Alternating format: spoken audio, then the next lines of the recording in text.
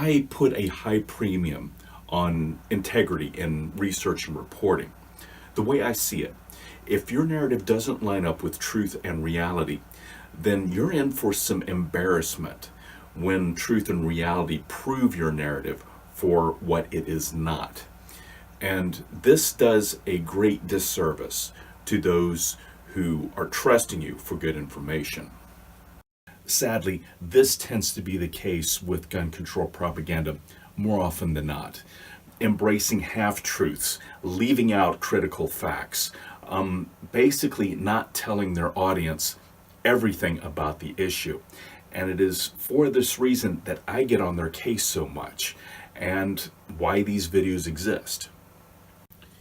Now, I would be hypocritical if I didn't demand of myself what I expect of them, because a dedication to truth should also involve a willingness to examine what you think you know and what you think you believe, seeing how it lines up with truth, embracing what is true, and discarding what's not. And so, with that, I am going to correct an error that I have been promoting for years.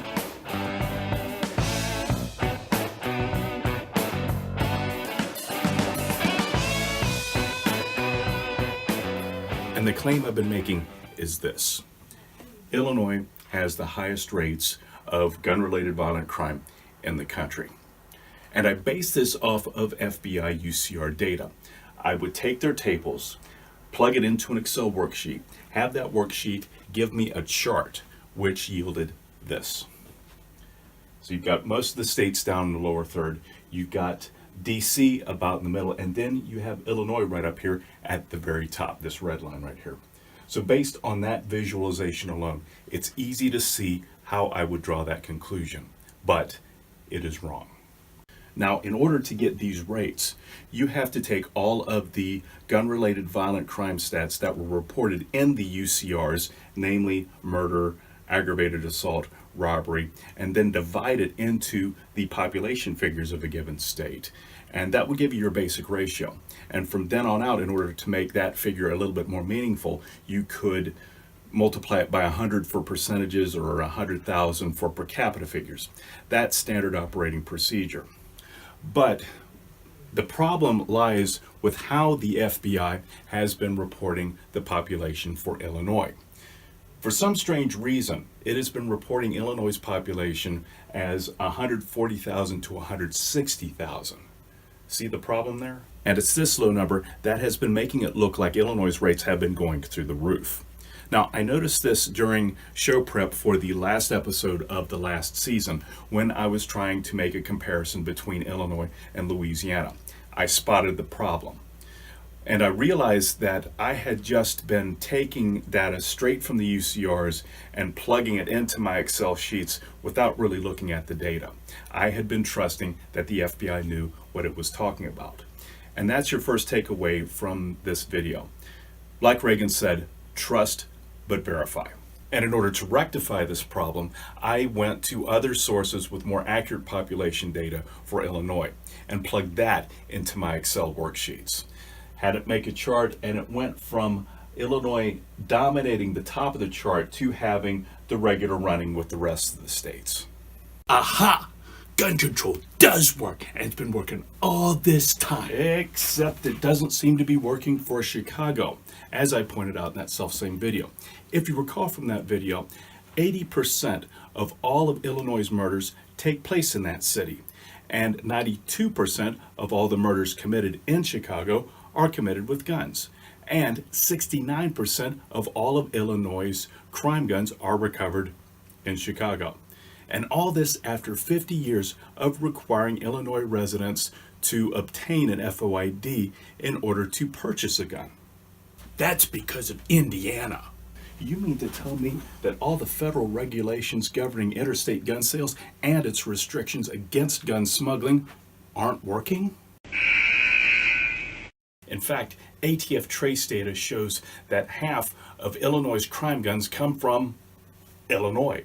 Compare that with about 16% that come from Indiana. In fact, Illinois produces more of its own crime guns than it imports from all of its neighboring states combined. Given all these factors, if you come across a gun in a crime scene in Chicago, chances are it came from in-state.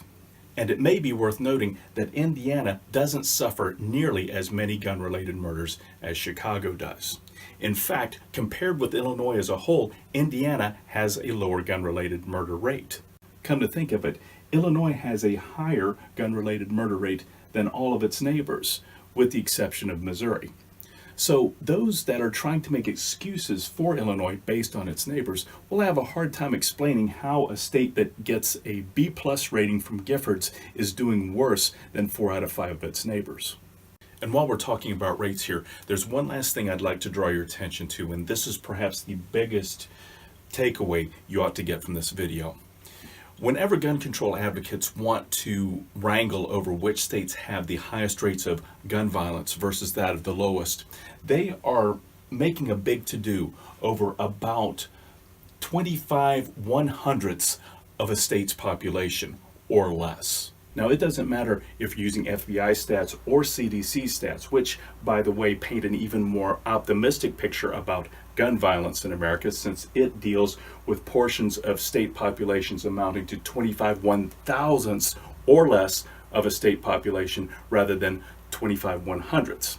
Now, the bottom line being that the overwhelming majority of state populations do not suffer from gun violence. Now, bear in mind that rates don't always tell the whole story, as I have pointed out time and time again. For example, Massachusetts Senator Elizabeth Warren was boasting about how her state has the country's lowest levels of gun violence. And no doubt she was using CDC stats, which I have right here.